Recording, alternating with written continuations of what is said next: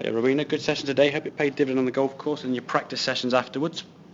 Just going to run through a couple of things now that we discussed in this session.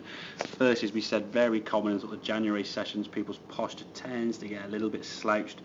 Or was that Christmas time, sort of indulging and not getting as much as we possibly could, get a little bit flex in the knees there, a bit sort of stuck there with the posture, and just in a position from where you can't really rotate that easily.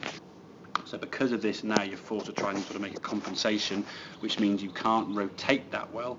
Then when, of course, you do try to rotate, you sort of overdo it there. That left shoulder gets bent. You see your head now moving off the golf ball, obviously losing sight of the golf ball on some occasions, and a lot of leg action as a result of that. Because of this compensation on the way back, you're then forced to adjust on the way through. And again, I think you'll find it even harder trying to swing through the golf ball in that squat position. So as we can see on the right now, much better posture, getting your spine angle and the shaft angle, as we said, somewhere towards sort of like a 90-degree angle in there.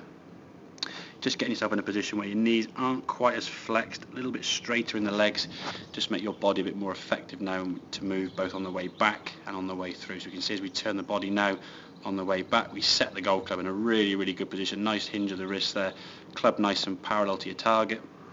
And from here now we can rotate through. Lovely strike of the golf ball. The body, we can see now that right foot is actually moving as impact has been created.